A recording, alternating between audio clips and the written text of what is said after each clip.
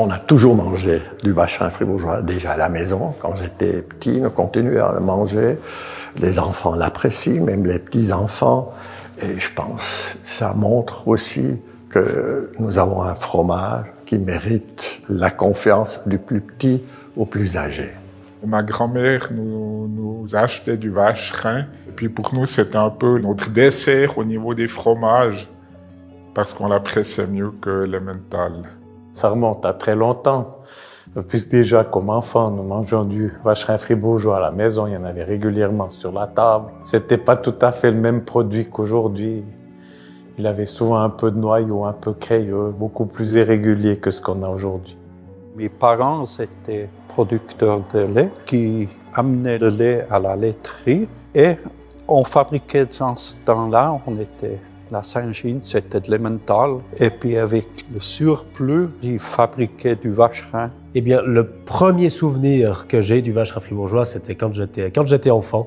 Parce que j'ai la chance d'avoir ma maman qui transforme très très bien le vacherin fribourgeois en fondu pur vacherin. Et c'était un rituel qu'on avait la chance d'avoir en famille, en tout cas au minimum une fois par semaine. Et c'est un goût qui reste à vie finalement dans notre palais. Alors, mon premier souvenir, presque à ma naissance, mais j'étais tout petit et j'étais à l'alpage, d'abord avec mon grand-père. Et c'est là que nous fabriquions déjà le vacherin. Et ce vacherin, c'était quelque chose de spécial.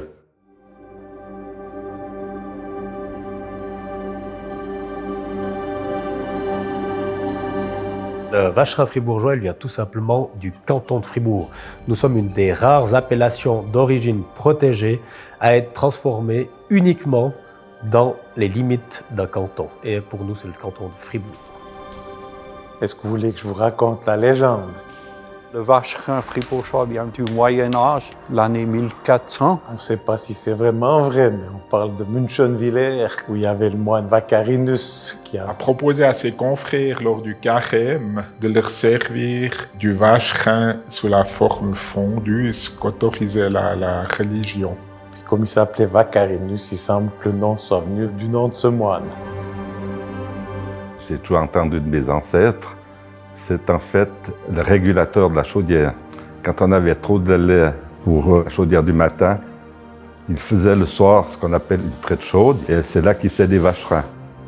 Le nom vient du latin vacarinus, ça veut dire petit vacher et c'est un peu l'origine du produit, le vacherin d'alpage, le fromage d'alpage.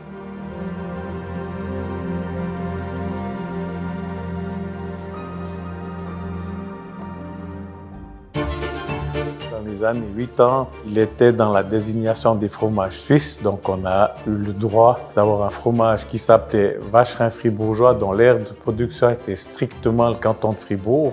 À cette époque, il n'y avait pas l'interprofession du vacherin fribourgeois, il y avait la convention du vacherin fribourgeois qui siégeait ici à Grangeneuve. Par la suite, il y a le mouvement des interprofessions et des appellations d'origine qui s'est mis en route. Cette ordonnance qui dénominait les fromages suisses a été abrogée.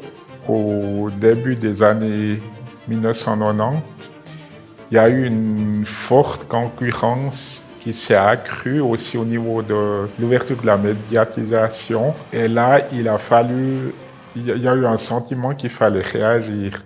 Il a paru sensé à tout le monde de remplacer cela par ou une indication géographique de provenance ou une appellation d'origine protégée. En Suisse, l'AOP est de droit public et est octroyée par le Conseil fédéral via l'Office fédéral de l'agriculture. Mais pour être au bénéfice d'une dénomination d'appellation d'origine protégée, vous êtes obligé d'être fondé en interprofession et de réunir la grande majorité des acteurs. Il était important de mettre autour de la table les trois groupes, à savoir les producteurs de lait, les fromagers et les affineurs, toujours dans le but commun de produire après un excellent vacherin fribourgeois. Les débuts de l'interprofession, on peut les comparer à la mise à l'eau d'un bateau à rames où les différents rameurs montent à bord, mais chacun a un peu ses idées et ses objectifs à atteindre. Et chacun rame dans un sens qui pense lui convenir. En œuvrant de cette manière, on se rend compte que le bateau il n'avance pas, mais il tourne en rond. Alors, les débuts, c'est toujours dur de fédérer tous les producteurs, peut-être surtout plus spécialement les fromagers d'alpage, parce que c'est un petit peu nouveau, et quand c'est nouveau, c'est toujours plus difficile. Et puis, il y avait un certain coût, à un moment donné, il a fallu cotiser, puis c'est pas toujours de gaieté de cœur qu'on donne de l'argent. Pour moi, la plus grande difficulté, c'était d'accepter d'abandonner le lait pasteurisé pour arriver sur un lait thermisé. La deuxième difficulté, c'était d'arrêter de faire des fromages carrés pour faire des fromages ronds. Ça a aussi été une longue discussion pour savoir si on voulait introduire des quotas. Mais ça s'est quand même passé en bonne intelligence. Je crois qu'on n'est jamais reparti en étant vraiment fâchés. Non. On a toujours pu régler ça en discussion normale. On ne s'est jamais chicané. On avait toujours des bonnes relations. C'est des très bons souvenirs, oui. Oui, c'était très bien, oui. Le jour qu'on a reçu l'AOP, j'étais très content. C'était un peu un prix de ceux qui ont travaillé sur le cahier des charges. Il était accepté par les producteurs, par les fromagers et les marchands. Ça fait des souvenirs assez lointains, mais je crois que nous étions tous contents d'être arrivés au bout du chemin. J'ai eu un sentiment de bonheur et de soulagement. Dans un premier temps, je pense que l'AOP, ça a changé surtout le marketing. Pour nous, c'est indispensable pour pouvoir le vendre en Suisse, mais aussi à l'étranger. On certifie ici qu'ils ont un produit de qualité. Dans les acteurs, c'est surtout sur le marché qu'on a gagné de la crédibilité, je pense. Ça, c'était important. Par contre, pour les producteurs, pour eux, c'est le prix, c'est la rémunération de leurs produits. Je pense comme pour tout AOP, ça change énormément. Vous devez respecter des règles de qualité, des règles de production. Et puis pour moi, c'est aujourd'hui une garantie pour l'avenir, pour le produit, contre les copies. C'est une garantie pour le consommateur, c'est une garantie de sécurité, c'est une garantie qu'il n'y a pas de falsification. Dans un monde où on ne sait plus vraiment ce qui est vrai et ce qui est faux, c'est un atout. Pour moi, le plus grand moment dans le cadre de l'obtention de l'AOP est le ralliement de toutes les personnes autour de la table à la forme ronde qui serait donnée au vacherin. Je suis quand même fier d'être au comité puis que j'ai pu donner ça plus loin à mon fils qui fait aussi cette merveilleuse profession, transformer du lait en vacherin fribourgeois et puis qui est maintenant aussi au comité de l'interprofession. Ce qui me rend le plus fier, c'est d'avoir eu la chance et l'opportunité d'accompagner le vacherin dans tout ce processus. Et j'ai aussi une grande reconnaissance autour des personnes qui étaient autour de la table pour leur intelligence, leur altruisme et leur attitude visionnaire.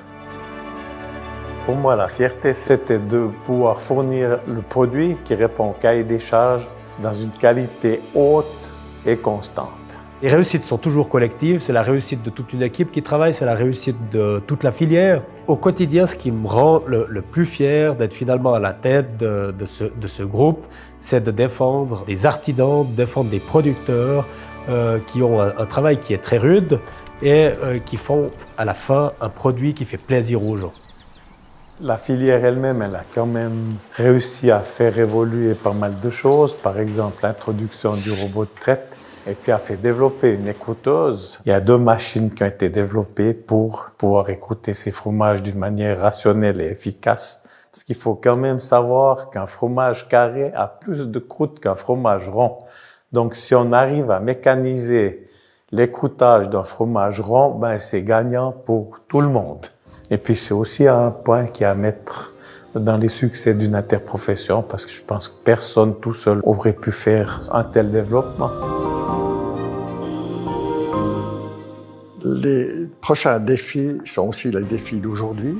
Nous devons continuer à nous mettre autour d'une table, à discuter, à trouver des solutions, même si ce n'est pas toujours évident, soit pour le producteur de lait, soit pour les fromagers, ou bien aussi pour l'affineur. Il y a plusieurs souvenirs marquants, mais c'est les prix qu'on a obtenus dans les concours, comme dans les Cheese Awards, au concours à Saint-Gall. On a obtenu un prix l'année passée, nouveau.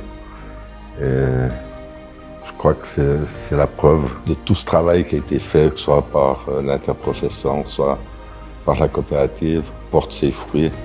Nous sommes très fiers aujourd'hui d'avoir finalement doublé la production du vacherin fribourgeois depuis l'obtention de l'AOP. Et en plus de ça, nous avons doublé les exportations également. Ce que je dirais à la relève, c'est restez vigilants, soyez exigeants. N'ayez pas peur du travail, n'ayez pas peur des heures, n'ayez pas peur de vos engagements futurs.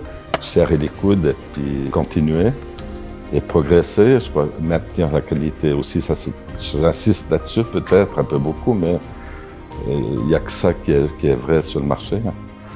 Et puis surtout ne baissez pas les bras avec les aléas, même si vous traversez des moments venteux ou déstabilisants, persistez et vous gagnerez. Même si la vie est dure et si le drapeau fribourgeois est noir et blanc, la vie n'est pas toujours aussi contrastée, elle est pleine de nuances. Et même si un jour le ciel est un peu plus sombre, le lendemain le soleil est souvent là. Je suis convaincu, aussi d'ici 10 ans, bien 20 ans, le vacherin fribourgeois AOP sera synonyme de qualité et de maîtrise du métier à tous les échelons.